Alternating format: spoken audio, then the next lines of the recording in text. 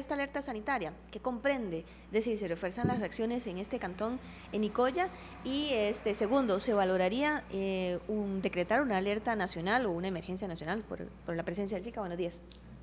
Buenos días, efectivamente, a ustedes y a todas las personas que nos acompañan desde sus hogares esta mañana. Efectivamente, hemos decretado la emergencia sanitaria en el cantón de Nicoya.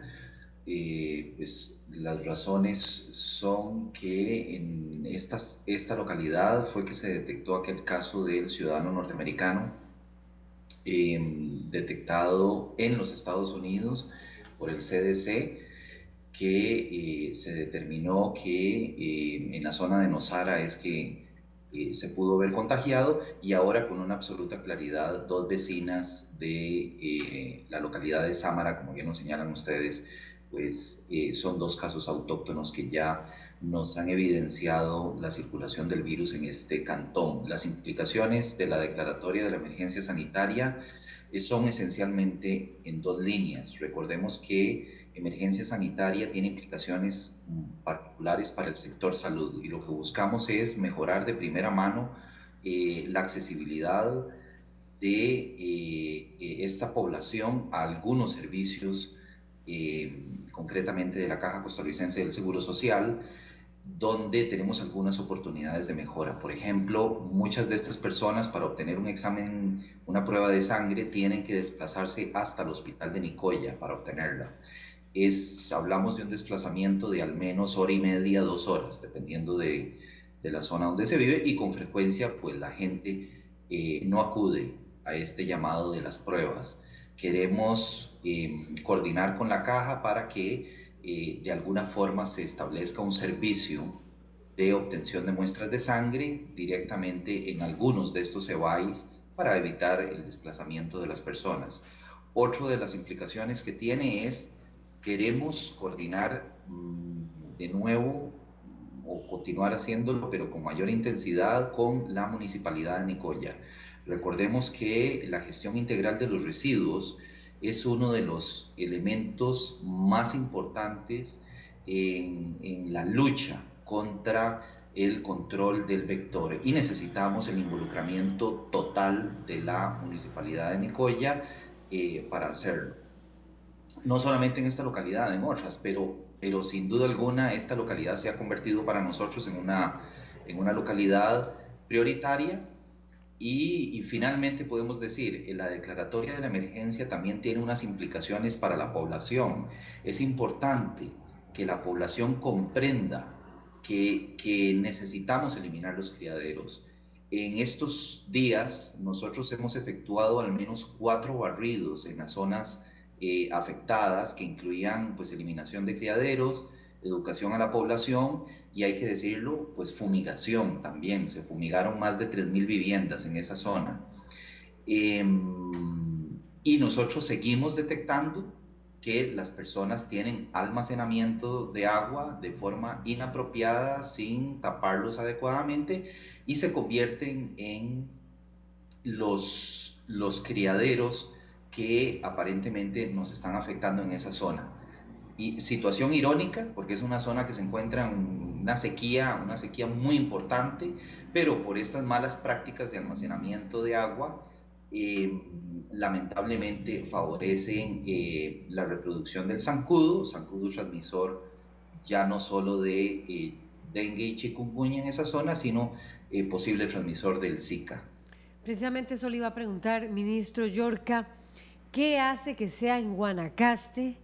¿Qué condiciones hay en Guanacaste que se dé hoy en día el primer caso de Zika ahí, igual el de la otra, el de la vecina de esta mujer embarazada, que sean mujeres jóvenes? O sea, parece que hay características allí.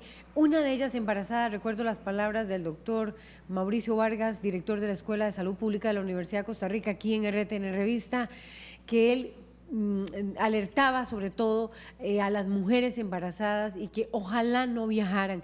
Estos elementos, este perfil que hoy ya se tiene, ¿qué evidencia y qué condiciones tiene Guanacaste? ¿Qué está pasando allí que hace que el caso de Zika surja precisamente en esa zona y en un lugar donde hay una playa precisamente? Efectivamente, como le decía, hemos identificado que una de las causas principales donde, por las cuales encontramos criaderos de zancudos en torno a los domicilios de las personas es por depósitos de agua que la gente pues busca tener por razones de la sequía que ha azotado a esta zona, que sigue afectando, pero lamentablemente estos depósitos de agua no han sido tapados adecuadamente. Recordemos que al ser depósitos de agua limpia se convierten en un verdadero hotel 5 estrellas para el zancudo, que rápidamente aprovecha la oportunidad de colocar los huevecillos y pues se reproduce el zancudo con facilidad.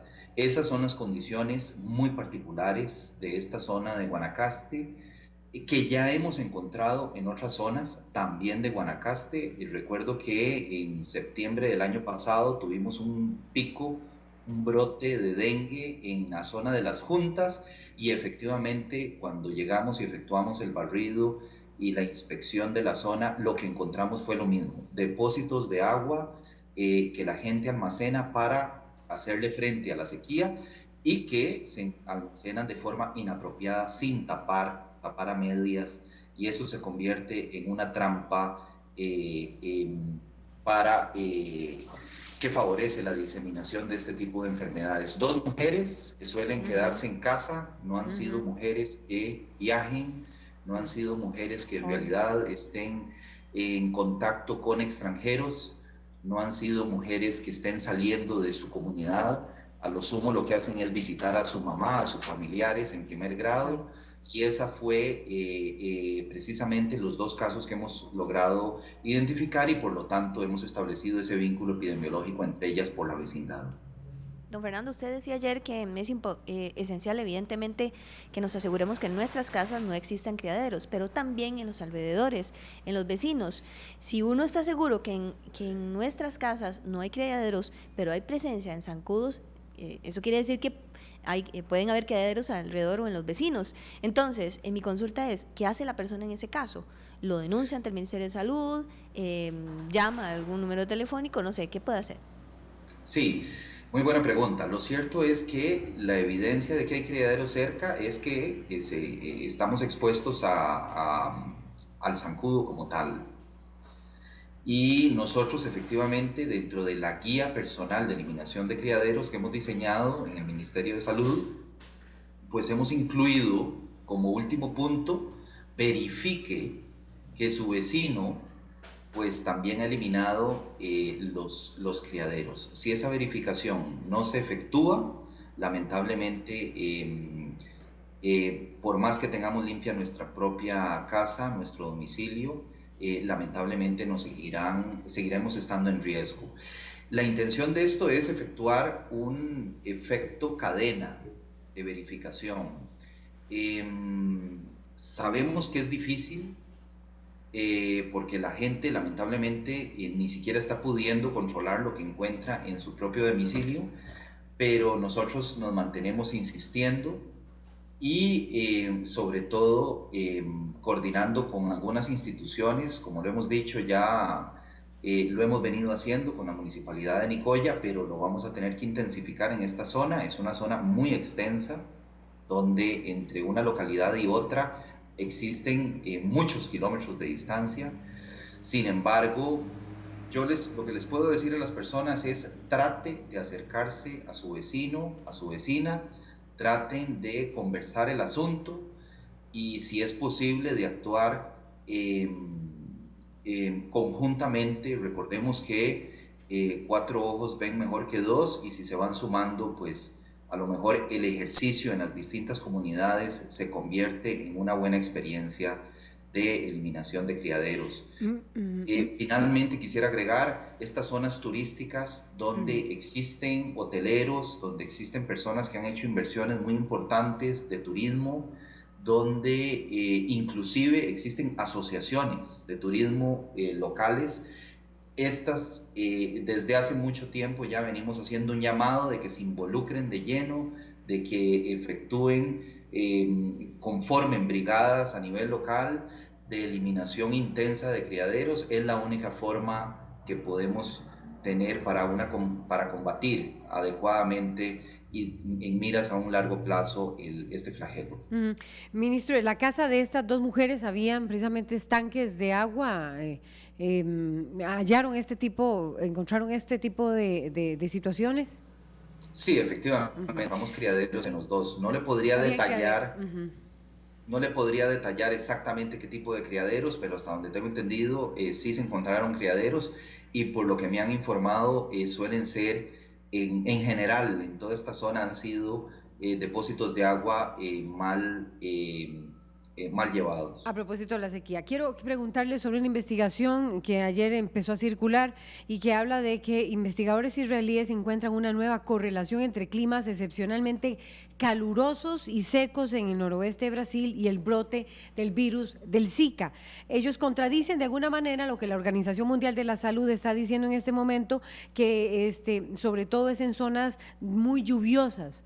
Por el contrario, ellos afirman que la temperatura extrema y la sequía se deben a una combinación del fenómeno del Niño y los cambios climáticos en los últimos años, y que eso podría estar dando con que haya un aumento de aparición de casos de Zika.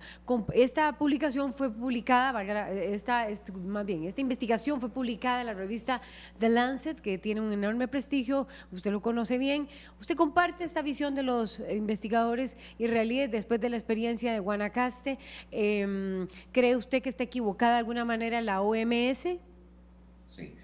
Yo diría lo siguiente, no pongo en duda que existe una relación entre el fenómeno que estamos sufriendo de la sequía y la aparición de los casos del virus. Esto porque sí que es cierto que en la reunión que yo pude asistir en Montevideo, la mayoría de los ministros y ministras de salud de países como Perú, Ecuador, la misma Colombia, e inclusive Brasil, se habló mucho de los periodos de sequía que estaban pasando en los distintos países. Sin embargo, yo quiero decir que asociaría más a este tipo de fenómenos que estamos encontrando nosotros. Por efecto de la sequía, la gente tiende a almacenar agua en torno a los domicilios, muy cercano, y la gente lo hace de forma inapropiada, y ahí tenemos un vínculo directo de las condiciones idóneas para que el vector, el zancudo, se reproduzca y siga afectando y produciendo más enfermedad. Yo más bien me inclinaría por esa tesis, en el sentido de basado en la evidencia que nosotros estamos documentando aquí en nuestro país con respecto, sí, a estas zonas secas, calientes, pero esa sería la razón, no otra. Bueno, muchísimas gracias, ministro. Bueno, no sé, Julieta, ¿tenías otra pregunta? Sí, al principio le consultaba a don Fernando si se valoraría una emergencia nacional o decretar una alerta sanitaria nacional. ¿Qué implicaría eso, don Fernando? O sea, ¿qué llevaría a eso? Sí, nosotros queremos recordar aquí, miren, la ley que sustenta la Comisión Nacional de Emergencias, que es una ley muy buena, es una ley de vanguardia, realmente modelo, es una ley que está inspirada en procesos de emergencia consumados. Quiero decir, es una ley que busca abordar situaciones de terremotos, situaciones de huracanes, de inundaciones. Nosotros no tiene unos esquemas, no se puede aplicar fácilmente como prevención. En ese sentido, lo que quiero decir es que por eso es que nosotros hemos emitido esa emergencia sanitaria, y sí estamos considerando el poder desarrollar un decreto de emergencias, aprovechando la realidad de que ya estamos en muchas zonas calientes que tenemos identificados en el Ministerio de Salud. Hemos identificado, son zonas calientes porque hemos identificado gran cantidad de zancudos que están transmitiendo ya el dengue y la chikungunya, que es